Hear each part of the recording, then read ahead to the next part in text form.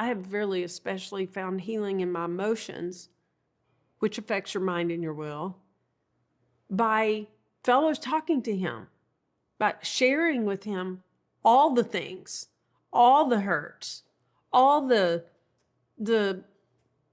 confusing things, all the difficulties.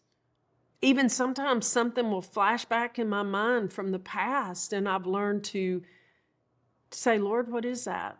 What happened to me in that, where that flashes back? What do you want to say to me about that? What is that? What's the truth about that? And he'll just like open your heart. And again, wherever that stuff has come out, Jesus now takes precedence in that place in your soul. And it's just, it is life-changing and it is maturing. And as we talk about what he is to us, I want to just start here with Revelation chapter 7. It's in when he is, when John is in the throne room. And go back and read it. I'm reading now the Passion Translation. Is when the elders ask, who are these white-robed people? And that word white is light. Who are these people robed and clothed in light? And when he says, they've come out of, he ends up saying, well, you better tell me, I don't know.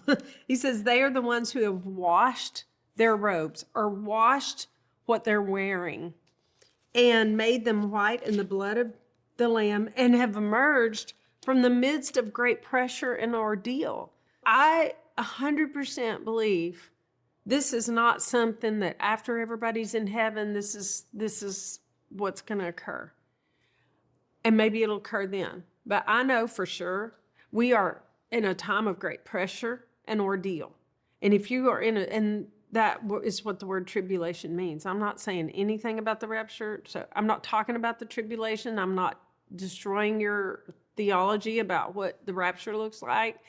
So set those thoughts aside for a minute and just hear me right now. We have been in pressure, great pressure and great ordeal.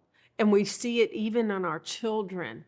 Pressure in the church, children, middle schoolers, high school to commit suicide, and pressure to become, confused about who they are or who they've been called to be. We have been in a time of great pressure. But when we let that pressure come up from the inside, when we let the Lord squeeze that stuff out of us or shake us and let us be aware of what's happening here more than what's happening here, we will come out of pressure and ordeal, and we'll come out of it differently. We can come out of it washed, clean, that being robed in what's coming out of us instead of what's happening out here. Being robed in what's coming out of our spirit instead of, like people say, man, she wears her feelings on her sleeve. That is literally being robed in what's coming out of your soul.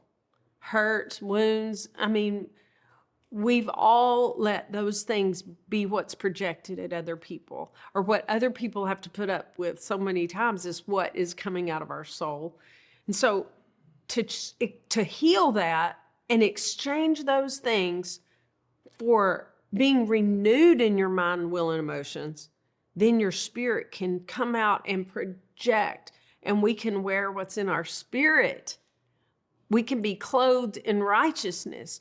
That's when we're clothed in all of the fruit of the Spirit. Clothed in humility means it's coming out. Your soul is in agreement with what God is doing and saying, and that's what's showing. And it says here, they've come out of great pressure and ordeal, and for this reason, they're before the throne of God, ministering to him as priests. I could dive deep in this, but we won't right now. But it says, within his cloud-filled sanctuary. And it goes on to say in verse 10, their souls will be completely satisfied. To me, that's a huge sentence. Our soul has this destiny of being completely satisfied. We connect that to Psalm 23. The Lord is my shepherd. I talking about what's in your soul, shall not want. I love that. Our souls are satisfied, and neither sun nor scorching heat will affect them. For the Lamb at the center of the throne, now this is what I want us to get today. He's not going to start this when we get in heaven. This is who he is. This is his job. This is what he's doing right now, intently. And the more intently we become his sheep, the more intently we listen for his voice, the more intently we put our eyes on him, the more we will be on this journey and daily having things healed and cast out of our lives. Listen to this. It says he continuously shepherds them unto life, guiding them to the everlasting fountains of the water of life. Don't even know fully what that means, but I'm learning in fellowship. And God will wipe from their eyes every last tear.